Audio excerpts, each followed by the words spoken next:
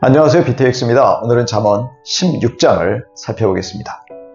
사람은 그 마음으로 수많은 계획을 세웁니다. 그러나 결정은 하나님이 하십니다. 다시 말하면 사람의 어떤 계획도 하나님의 주권적 섭리를 벗어나서 실현될 수 없다는 것입니다. 그러므로 우리는 모든 일을 하나님께 내어 맡기고 하나님께 전적으로 의탁해야 합니다. 그러려면 우리는 모든 일을 겸손히 기도하며 실행하기를 힘써야 합니다. 동시에 어떤 일을 추진할 때 바르고 순수한 동기로 하는지 점검해야 합니다. 그럴 때 그 계획에 하나님이 복을 주셔서 이루게 하십니다. 그러므로 우리는 원하는 결과를 얻기 위해 서두르는 대신 하나님의 뜻을 알기 위해 기도와 묵상에 힘써야 합니다. 한편 하나님의 주권을 인정한다면 우리는 악인에 대해서도 크게 신경 쓰지 않습니다. 악인의 모든 계획, 행동과 그 결과도 하나님의 손에 있으며 하나님은 악인의 악조차도 그분의 목적을 위해 사용하시기 때문입니다. 그리고 하나님은 마음이 거만하여 사람들을 하찮게 보는 이들을 가증히 여기셔서 재앙의 날에 심판하십니다. 이들이 서로 연합하여 대책을 세운다고 할지라도 하나님의 벌을 피할 수 없습니다. 하지만 사람은 인자하고 진실한 삶으로 하나님으로부터 죄의 용서를 받습니다. 이렇게 주님을 경외하는 삶은 주변 이웃에게 자비와 선행을 베풀며 진실함으로 신뢰를 주는 것이지요.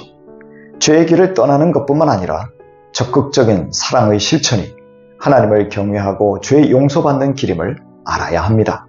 이렇게 사람의 행실이 하나님을 기쁘시게 하면 하나님은 원수라도 그와 더불어 화목하고 평화롭게 살게 하십니다.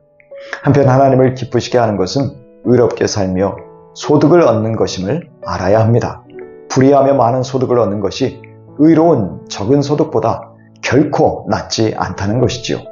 솔로몬은 우리의 계획보다 중요한 것은 하나님의 인도하심이라고 다시 한번 말합니다.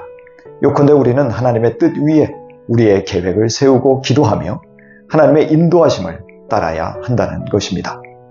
사람의 눈에는 바른 길처럼 보이지만 마침내 죽음에 이르는 길이 있습니다. 따라서 우리는 자신의 감각과 판단력을 과신하지 말고 겸손하게 하나님의 인도하심을 구해야 합니다. 하나님의 대리 통치자인 왕은 하나님의 공의와 정의를 기준으로 판단해야지 그 자신이 스스로 판단의 기준이 되어 그릇된 판결을 내려서는 안 됩니다. 왕은 자기가 가진 저울이나 접시 저울, 주머니 속의 저울추도 하나님이 정하신 기준이니 그 기준을 따라 공평한 판단을 할 의무가 있습니다. 하나님은 왕에게 당신을 대신하여 공평으로 백성을 다스리라고 권력을 주셨음을 알아야 합니다. 그러므로 왕은 악행을 가증스럽게 여기고 자제해야 합니다. 공의로서만 그의 왕권이 굳게 설 수 있기 때문입니다.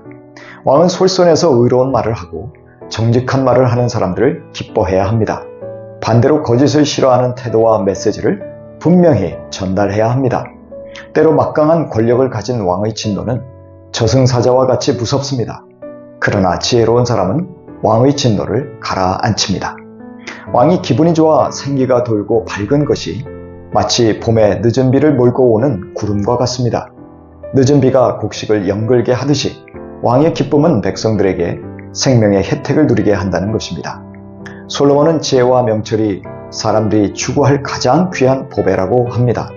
지혜와 명철이 보화보다 더 귀한 이유는 그것들이 생명으로 인도하기 때문입니다. 또한 지혜를 구하는 사람은 악을 떠나는 사람입니다. 그 사람 앞에 평탄한 길이 펼쳐질 뿐 아니라 자기의 생명도 보존하게 됩니다. 그러나 교만한 사람은 멸망할 것이 뻔하고 거만한 사람도 걸려서 넘어지고 파멸하게 됩니다. 그러므로 솔로몬은 이미 겸손해진 사람과 어울려 마음을 낮추라고 합니다.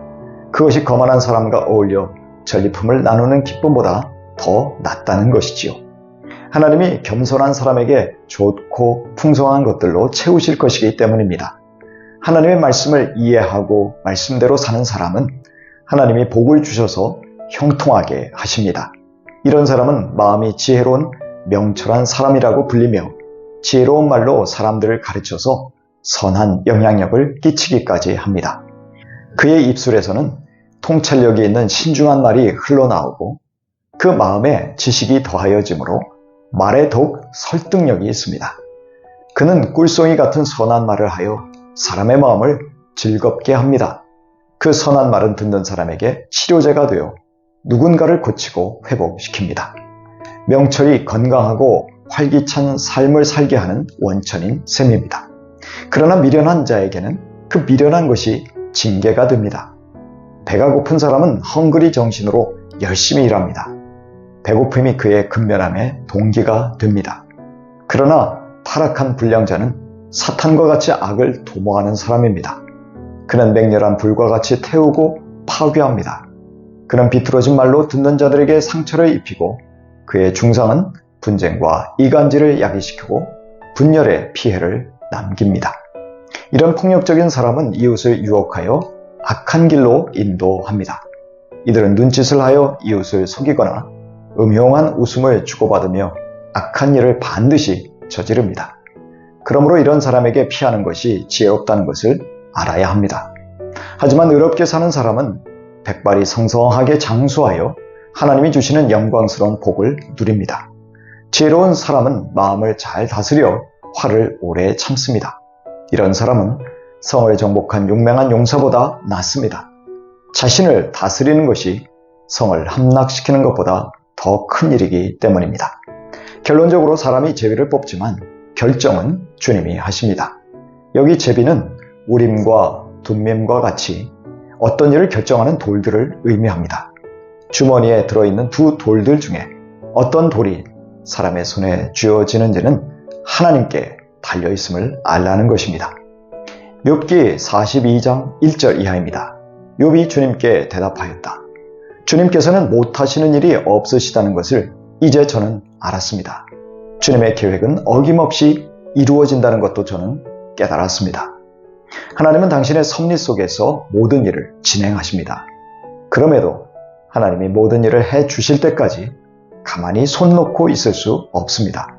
먼저 기도하며 하나님의 뜻을 구하고 그리고 확신했다면 용기 있게 추진해야 합니다. 하나님은 그런 멋진 동역을 기뻐하시기 때문입니다. 잠언 16장 9절입니다. 사람이 마음으로 자기의 앞길을 계획하지만 그 발걸음을 인도하시는 분은 주님이시다.